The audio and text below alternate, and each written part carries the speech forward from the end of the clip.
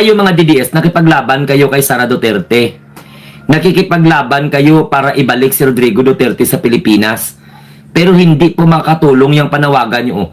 Grabe naman kung makaulol sila sa akin. Galit na galit talaga sila. May nabasa akong post na bakla daw si Baste. Baliw daw si Pulong. Baliw daw si Sayan. Burlesque Queen daw si Kitty. At Berdugo daw si Digong. Sabi ni Chuna Baluyot. Grabe nga mga adjectives na. Meron din pala press con si Defensor kanina. Sabi niya may bago na naman siyang witness. Lahat na lang ginawa. Kunin na lang nila si Dr. Rizal sa plaza. Pati ang Carabao, kunin na lang. Lahat na lang ng engkanto. Bank waiver para ibigay sa kalaban na ang magdedemanda. Thank you for sharing your blessing. Ans TV from Ma'am Demoy P. Shout out kay Ate Beth. Shout out kay Cesar de los Reyes dyan. Mag-18 na yan. Puro sabi niya, sabi mo, nito, paano tanggapin ng korte? Chismis. Alam mo, chismis. Klarong-klaro naman talaga, Jimmy, na chismis lang man talaga. Ang malinis sila, bakit sa Supreme Court lagi sila tumatakbo para hadlangan ang investigasyon? Kung talagang malinis sila at wala silang kalaban-laban, bakit kailangan mo pangguluhin ang Korte Suprema? Patunayan mo na wala kang kasalanan. Grabe ang mga revelation ni Madriaga, nakakapang galit sa mga DDS. Hindi tayang tanggapin ng mga DDS yun. Gandang tanghali, shout out kay Rosana Di Manuel. Hello. Leon, bank waiver para ibigay sa kalaban na nagdedemanda. Bakit dapat pupunta ka doon kung cooking show, bobo? Tanga, bakit? Ano yung kusina? Alingang nga. Alam nyo, sa mga pagtatanggol nyo kay Sara, lalo nyong pinamukhang walang kwenta si Sara. Jose Recto Merazol. Ay, Glenn, you look so fresh. Ay, salamat. Salamat. Magpa-Gcash na kung fresh ko. Jose Recto Merazol, shout out. Sabi ni Master Jesse, listening your earlier vlog as team replay while watching your now traveling mercies on your... Uy, ingat po, Master Jesse. Salamat po. Tostado na, mga Dutertaning. Malapit na kayo maubos. Sabi ni Pinoy. Taste. Kapalagi na lang sinasabi, luto, luto, luto, luto. May nakita ba kayong kalaha dyan? Sige kaya i-literal interpretation natin para lalo kayong magalit. Luto, luto. Good afternoon, Sir Glenn. Mayayabang sila at magagaling magsalita sa kasinungalingan. Ang mga Duterte, pero ang totoo, duwag at takot na takot sila sa katotohanan at dumating na ang karma sa mga Duterte. Sabi po ni Ma'am Jenny P.S. Rosario. Yan, naiyak ako sa statement ni Caramel sa hearing yesterday. Ang labing ano lang yun. Basahin ko sa inyo. Gusto nyo basahin ko yung message? Inaadlangan nila ang impeachment proceeding kasi mabubulgar lahat na gawain nila hocus-pocus, sabi ni Walter Marcadia. Mga DDS, bobo, kahit mali na po nila, pinaglalaban pa. Mga bunak. Sarah, you can run but you can't escape. Correct. Them. Shout out.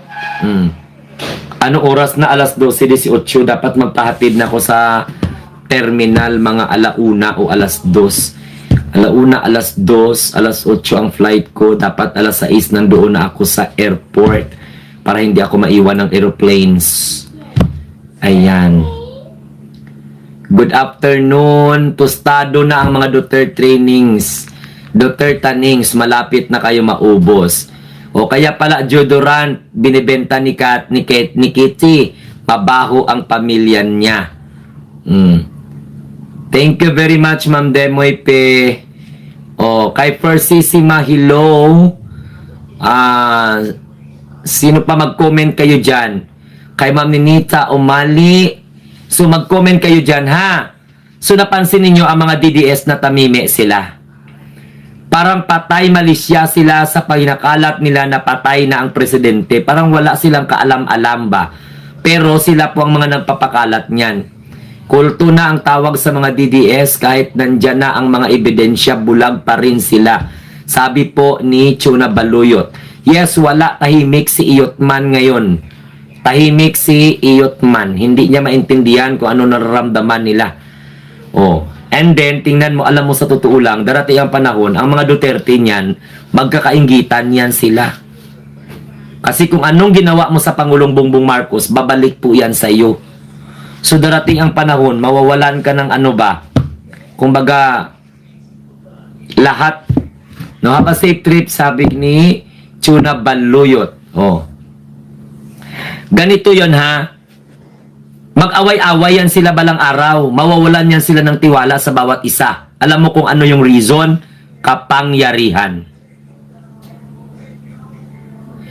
MT, saan ako mag-send ng message for the copy sa supplement? Master Jesse, mag-message ka sa akin sa Facebook. Magpakilala ka na ikaw po ay si Master Jesse. So, pag magpakilala ka na, bibigyan kita ng PDF files ng 49 na pahina ng statement ni Ramil Madriaga. Sana yung krisis na lang ang pinagtutuunan ng oras ng Congress. May lugar po dyan. Marami po. Ang Committee on Justice, hindi niya po saklaw kung ano ang krisis. Marami pong mga committee sa sa Kongreso, sa Senado. Pinagtutuunan po ng pansin kung paano po malagpasan natin ang krisis. Pero it doesn't mean na pinag-usapan yung impeachment, binabaliwala yung krisis na nangyayari sa buong mundo. Kaya huwag kayong magpinataka. Ayaw nyo pag-usapan ng impeachment para hindi po tatatak sa utak ng tao kung gaano kabalahura si Sara. Naintindihan nyo? Oh. Master Jesse, i-search mo ang Munting Tinig Vlog. Okay? Then PBBM supporter ako. Gusto ninyo i-divert nilalabanan po ng gobyerno, may sariling ahinsya ng gobyerno na tinitingnan ang galaw ng ekonomiya sa Pilipinas. Ang problema sa inyo, kasi ang tikitin ng utak nyo, sabihin nyo pagtuunan na lang ng problema ang krisis. Itigil na ang impeachment. Para ano? Para hindi malaman ng taong bayan kung gaano kabalahura si Sara at kung gaano kabalahura yung nakaraang administration, kung ano ang kanilang mga plano. God is good for us, so thanks Lord, sabi ni Lud Divina Cristobal. Huwag kayong magpaka-ipokrito. Pagtuunan daw ng pansin ng krisis. Ano gusto nyo? Hayaan yung impeachment? Dapat nga mawala na si Sara sa gobyerno para tahimik ng Pilipinas. Matutuwa ang taong bayan kapag ma-impeach na siya. Kung hindi siya ma-impeach, mag-resign siya Kaysa sa tanggap ka ng sahod sa gobyerno, di puta, ginasira mo man ang gobyerno. Kami na mahal namin ng gobyerno, wala kaming sweldo ng mga ganyang kalaki katulad ninyo. Di ba?